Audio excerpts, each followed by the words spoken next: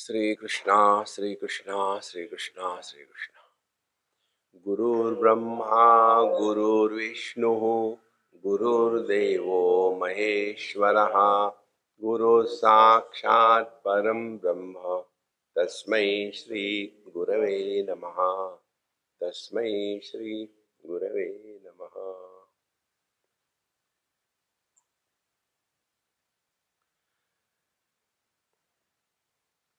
Meditation is from what we think we are to, in fact, what we are. This is the journey. So we think that we are mother, father, brother, sister. So investigate how these people are born. So they are born after identification with the body.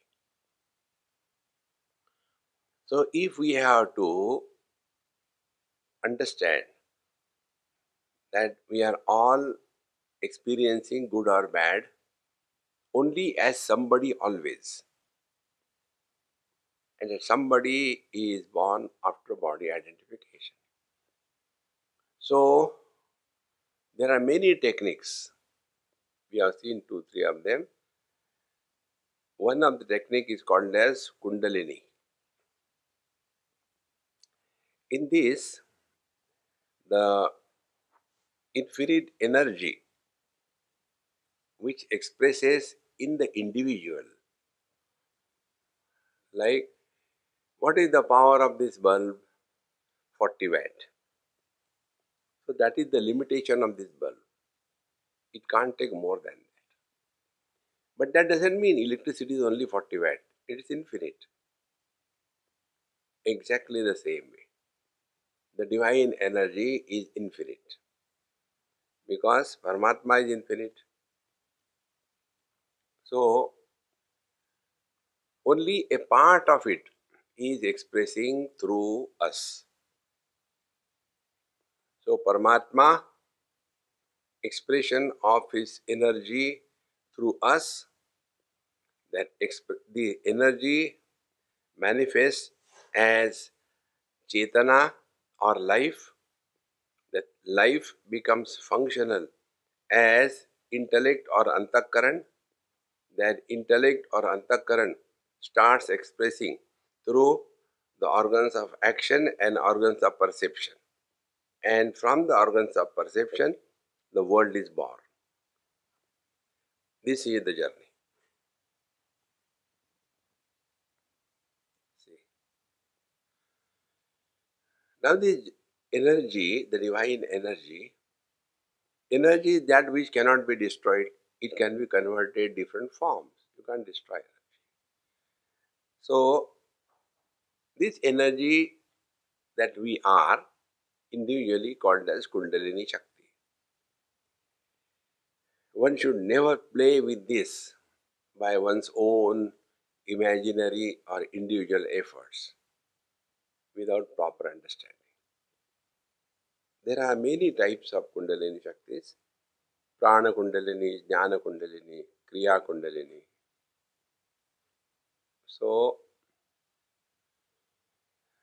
those who are sufficiently introvert, for them it doesn't take even a fraction of moment to straight away be aware at the base of the spine.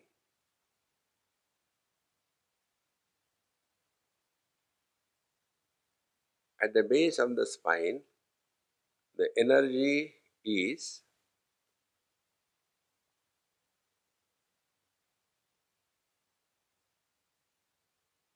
caught up in body identification.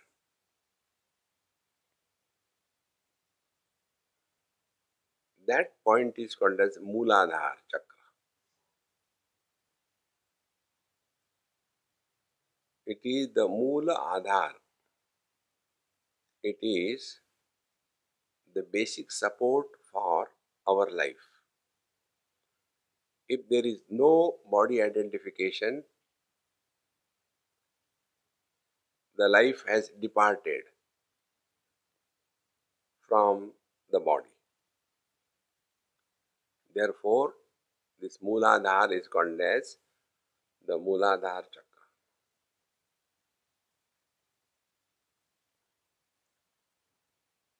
Now, this energy,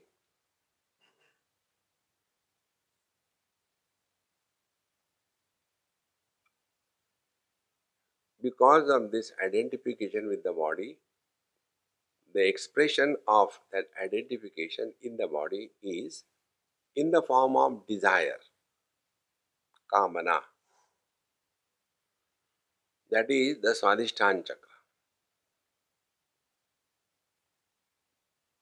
Until such time, desires and kamanas are influencing our life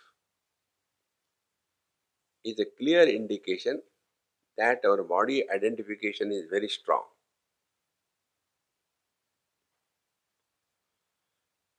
Now, these kamanas or desires have no limit.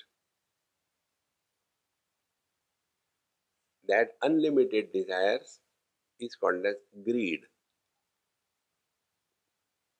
And the greed is the Manipur Chakra. So, we are all living in these lower three chakras. And the base of the spine is the Mooladhara. Above the genitals is the Swadhisthana, a place of calm, desire, and above that, at the level of the umbilicus, is the Manipur. Till such time we live in these lower three chakras, we are samsari. We are vyavaharik jiva.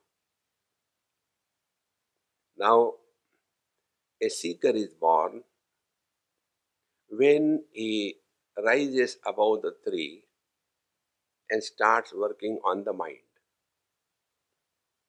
So, working on the mind is we have come in the Anahat Chakra.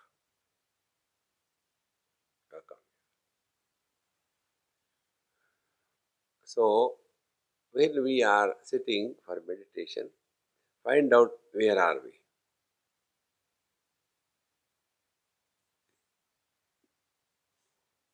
So, we will come to know we are caught up in one of the lower three chakras, and therefore questions arise about these three lower chakras. But when you come to Anahata Chakra, questions will not arise about the lower three chakras, but will start working on the mind. We normally work by the mind by asking questions. That is one of the reasons I don't entertain questions. Because each question breeds the next question. And when you ask somebody a question, you get a reply. You don't get answer. Answer you have to find out. In the school, in examinations, we are given answer books. We are not given reply books. Reply could be anything. That is not answer. Answer we have to discover. And when we thus start working on our mind, then there will be zero questions about the lower three. Greed, desires, and the body identification. But this is so important that any desire, any question, any greed is only for somebody who is born after body identification.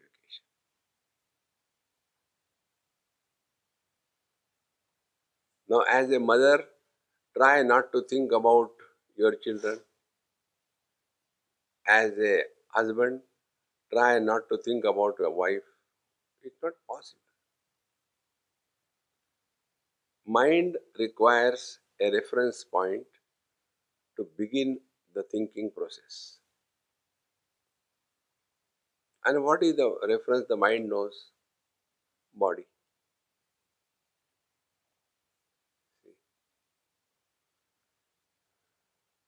Once in one yoga conference, when I was talking about it, one gentleman said, but it is said that Sharira Madhyam Kalu Dharma Sadhanam. I said, yes, it is said. Then sadhana means means. It is not the goal. You must have a car. The car is a means. You can't go and sit in the car whole life, even if you are a taxi driver.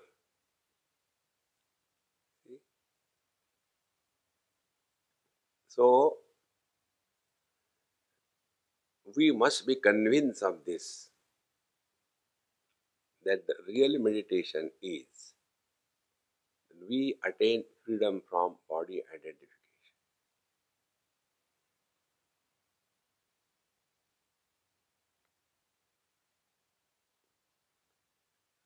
Then the pressure of this waking world will no more bother us. But then we have earlier done sufficient damage to our mind, leading the life uncontrolled, reactionary. Then that will be still there in the mind. So we have to sort them out. And instead of sorting them out, we ask questions. Questions are like, see, when I sit for meditation, all kinds of dirty thoughts come in my mind. Normally, I am okay. The moment I sit for meditation, why this is happening? Achha, in whose mind the dirty thoughts come? My mind? No, no, no, no, no, not your, my mind. Now, thoughts come in your mind. You should know. How can I know? See, 90% cases, it is the complaint, not the inquiry. Complaints are not solutions. Find out. Then we will come to know that the thoughts come only to somebody, number one. Then the second thing, thoughts come only about that to which we have given importance. Suppose you have to catch a morning flight and you have to go to the airport 2-3 hours before. So, what will be the approach? We'll fix a time. This time I have to reach. So, that particular time is very important for us. So, whatever we are doing, every now and then we look into the watch. Oh, still this time. We are gaining importance. So, whatever we have given importance, that is the source of disturbance.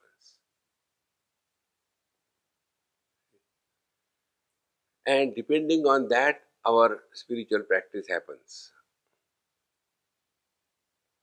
If we are giving importance to the body, then yoga.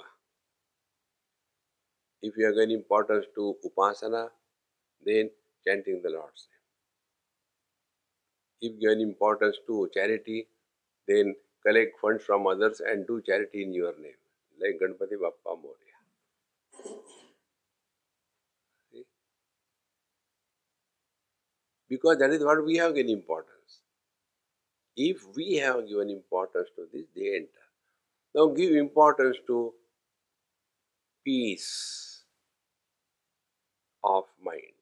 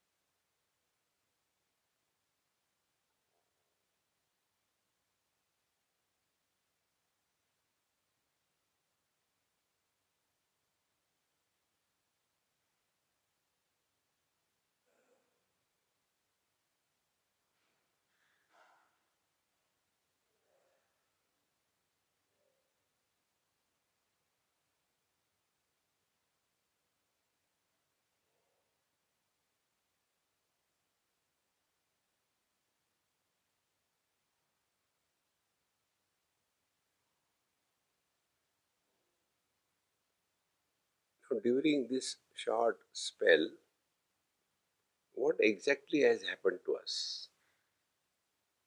We must learn. Otherwise, it will be a Jada Samadhi. What happened? When we give importance to peace of mind,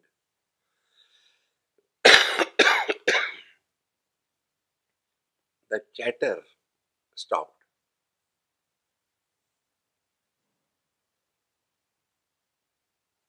We didn't tell you anything else. Give importance to peace of mind. Now, instead of learning from this peace of mind, we get buried in the peace of mind. And if there is some disturbance here and there, we react.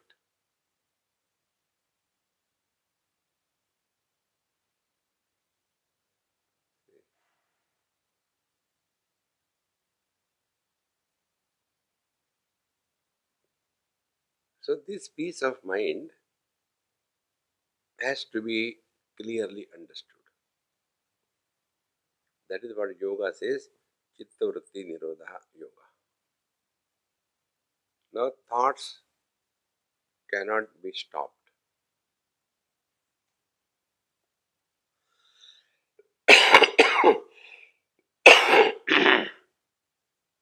because mind doesn't want to die.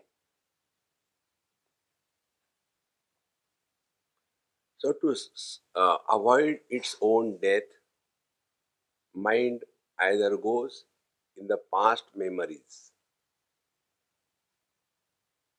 or it starts projecting the future worries. So, these two things consciously has to be controlled. 24/7 is the practice of meditation. It's not only half an hour. Mind expresses as speech. Unmanifest speech is mind, and manifest mind is speech. What is called a paravani is the unmanifest mind. Then pashanti, ready to manifest. Then madhyama, subtle manifest. Then vaikari, gross manifest. So everything is happening only in the mind. Nothing is happening to the body. Like my mind is speaking and your mind is seeing me. I don't know whether you are hearing or not. See? Therefore, this mind expresses in two ways. One is using the Vaikari Vani, talking to others, or using the Madhyama Vani, talking to ourselves. These two things are to be consciously worked upon. Then we will discover that we talk to others always about our past or ask them about their past. Thereby, we refuse to be in the present. Observe this consciously. Whenever we talk about the past. If I, as a mother, talk about my child, when he was small, he was like this, but now he is grown up, married, he is so changed. Do you think the other mother will keep quiet?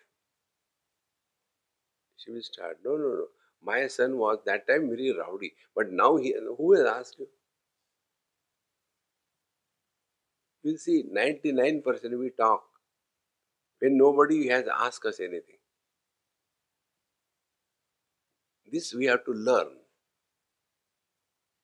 Like I was in China, one girl, she came with me for a walk, a Bengali girl, and we finished our lunch. There was a break 2 hours.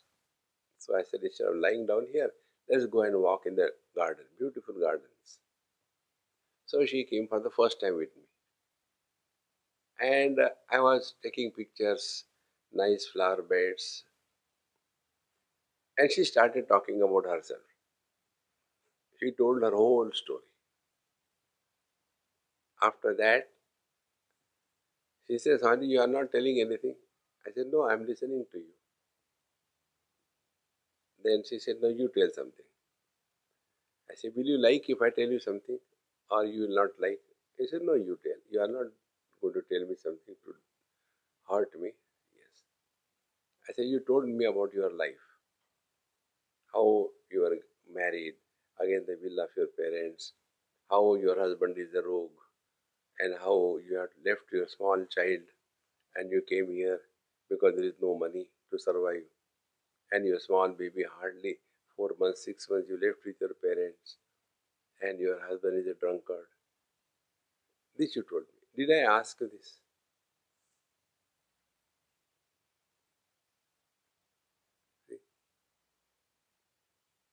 This is one of the most important things to learn. Never talk to anybody about your past. Never talk to anybody unless somebody wants to know. Very important. You know what happens by this? When we talk about our past belongs to whom? The body. So, our body identification is not given up. When I am talking as a child, identification is there. Talking as a teenager, identification. Talking as a my wife, identification is there. So, net result is when we grow old, we always keep on talking about our past, and thereby body identification is strengthened with every talk that we make to others.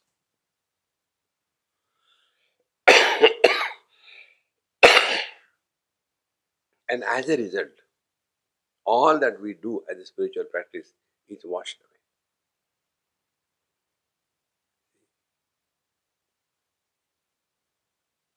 It's so important. So, what is to be done? We don't have to worry about others. We ourselves should work on this. It's very clearly said, Na prushtaha kasyachit brujat, na cha anyayena te pruchata. If somebody has not asked us, let us not talk. No need.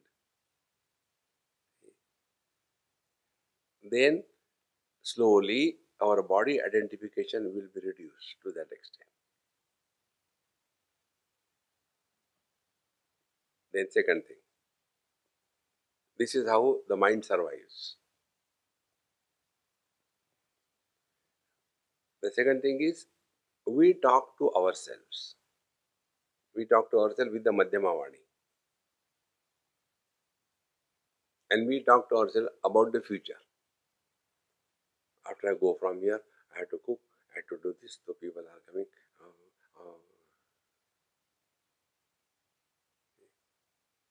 These are the two directions when the knowledge moves away from the source.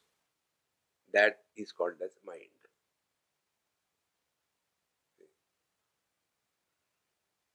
And the reason for movement of the mind in the past and the future is somebody. We use the word ego, but we are not defined what is ego. Ego is a fool carrying the burden of total past possessions and relations. When you carry any burden, you can't be comfortable. You want to unburden that.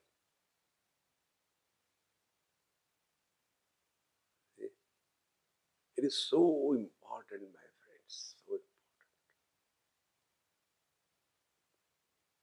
And if you are convinced of this, that I cannot be the body, maybe you don't have experience, but I cannot be the body. Then what will happen? What will be the symptoms? How do we know whether we are progressing or not? See, the worldly things and beings will never be an issue for us. Things, possessiveness. Beings, relationship. Now observe this. What is our life? Either talking about the possessions or relations. And together, experiences of the past. A strong ego is constructed. See, it is so important, so important. When we come to Anahata Chakra, first of all, we have to recognize that the I thought is very fat if it is entertaining too many not I thoughts.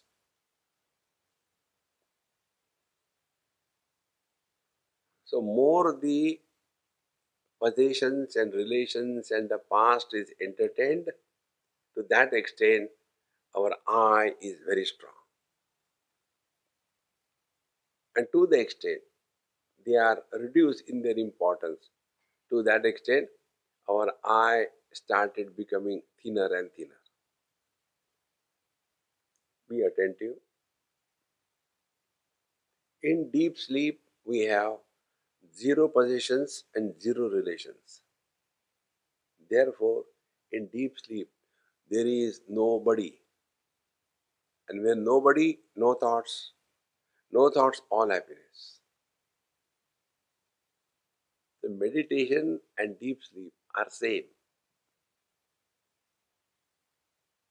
In deep sleep, we don't know. In meditation, we know. You can live in meditation 24/7. You cannot sleep 24/7. See?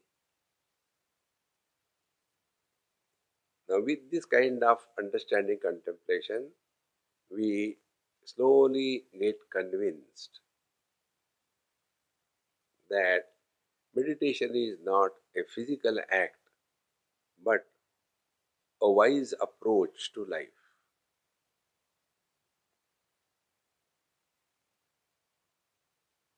So, when you sit quiet,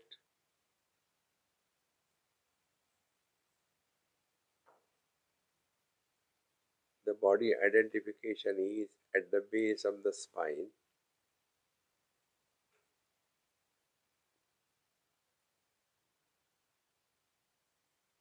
If you are fully integrated,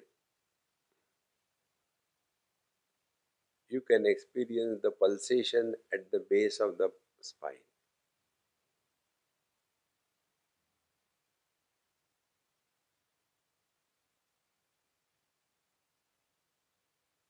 That is the movement of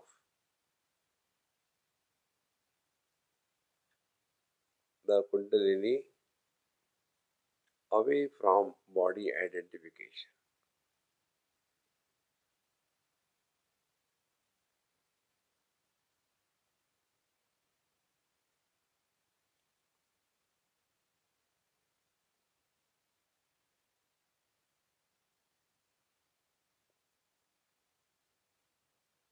So within the body is the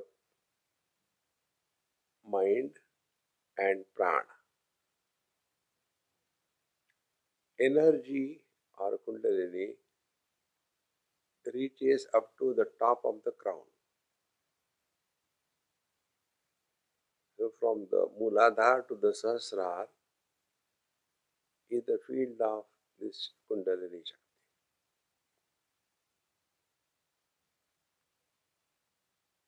and it is awakened when thoughts branches in the form of desires are not formed.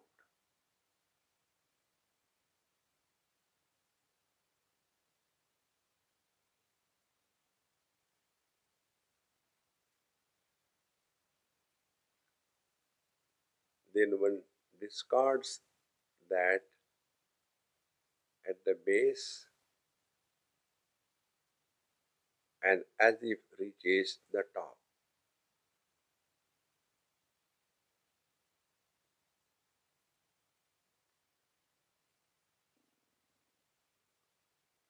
Here we are not trying to see anything, hear anything.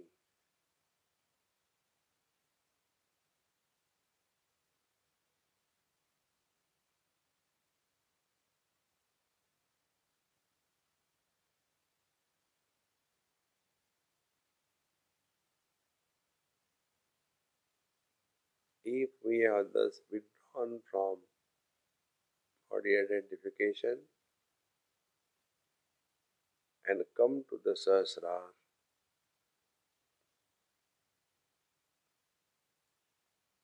the asana becomes firm, steady, and the mind is fully relaxed. As a result,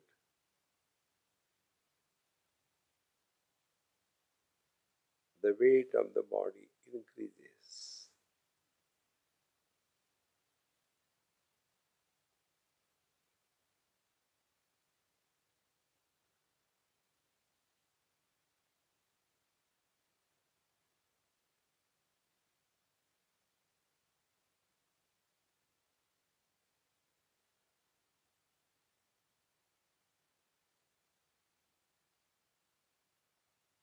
Now we are at the crown, the top of the head,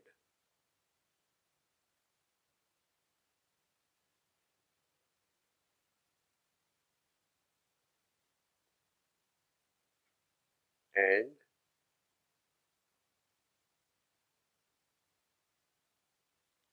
the lower part of the body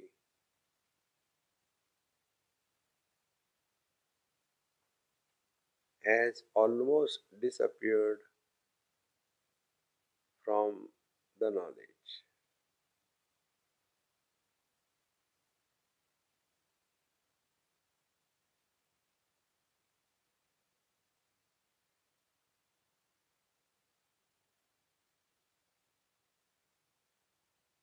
It is from here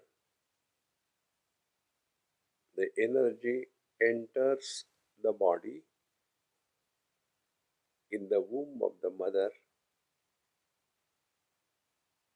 and goes down through to the Muladhara,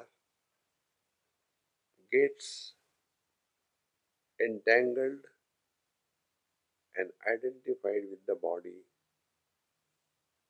and the individuality is born.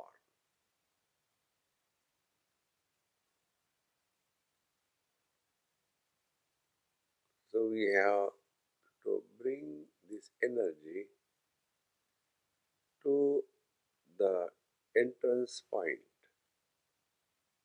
where from it must exit.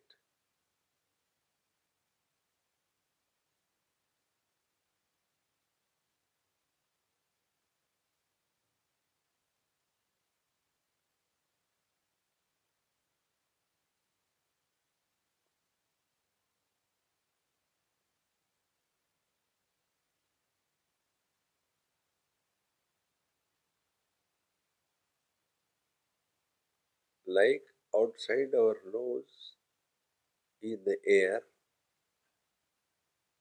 and when the air enters through the nose, it becomes prana, exactly the same way. Up to the crown, it is individual energy, Kundalini. When it goes beyond, it is total energy. That is what is called as awakening of the Kundalini.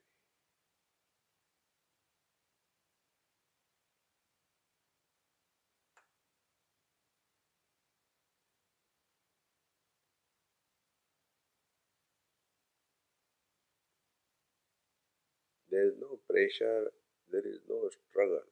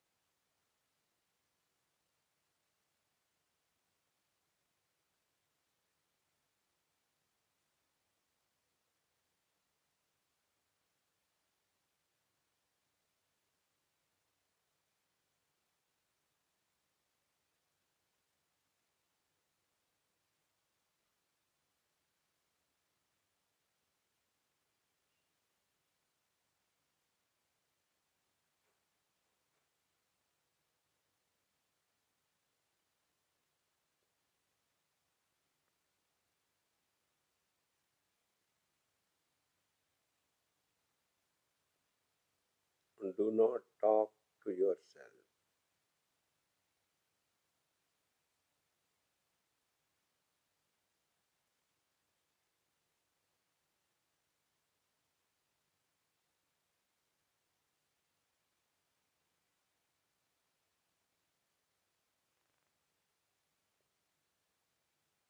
Thoughts come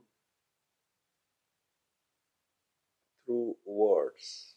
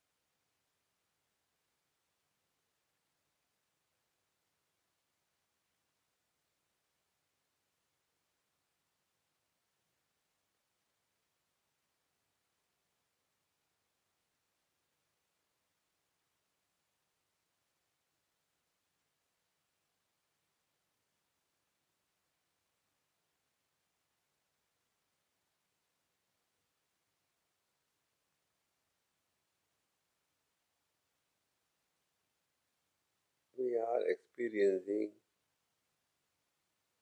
the minute sounds. We are experiencing the temperature, the touch of the asan. And there only we stop.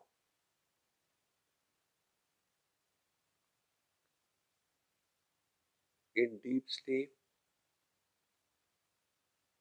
we don't experience these. Therefore, it is not samadhi.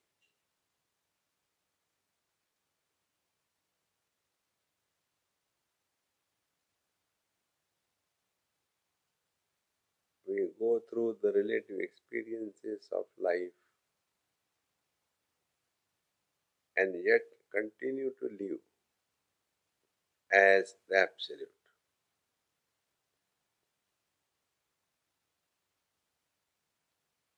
Experience of relativity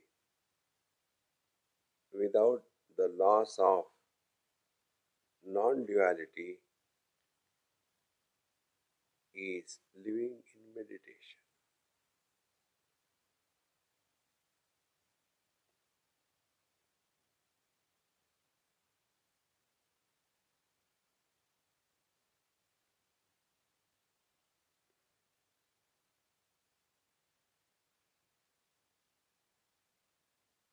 In being, there are no efforts.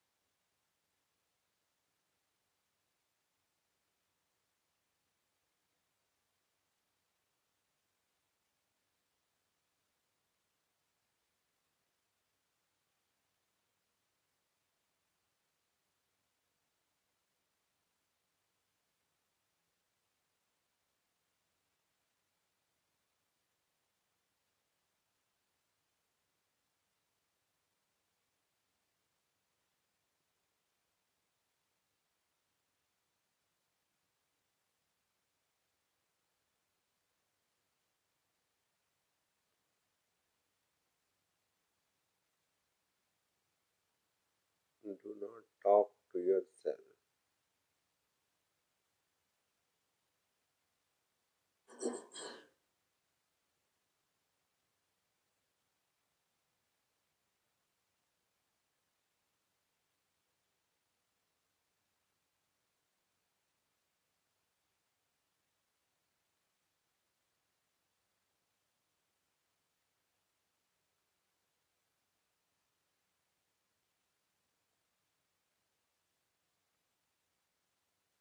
Just beyond the limit of our crown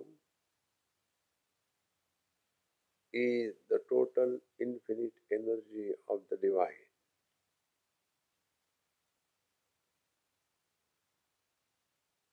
Like outside our nose is the total air.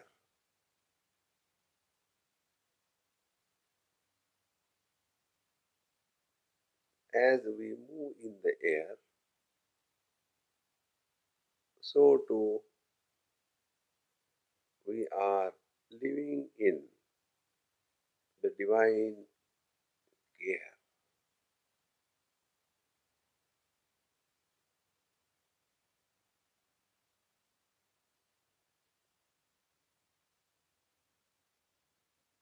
When our individual energy is caught up in body identification,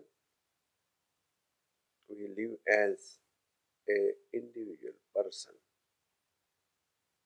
But when this energy merges with the total,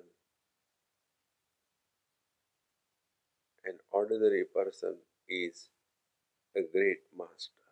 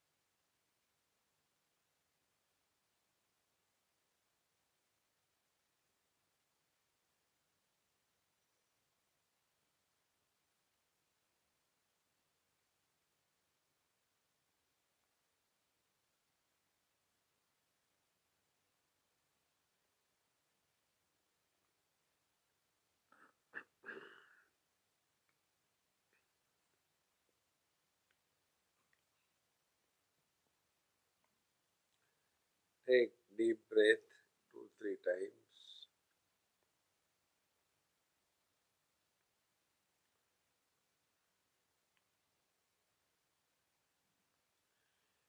and observe the inclusion of the body in the mind. Now we are narrowed from the infinite to the finite. Move your toes and fingers. Now the illusion is complete. I am inside the body, the world is outside. And hereafter continue suffering. ॐ पूर्णमदः पूर्णमिदं पूर्णात् पूर्णमुदच्यते पूर्णस्य पूर्णमादाय पूर्णमेवावशिष्यते ॐ शान्ति शान्ति शान्तिः हरि ओम श्री गुरुभ्यो नमः।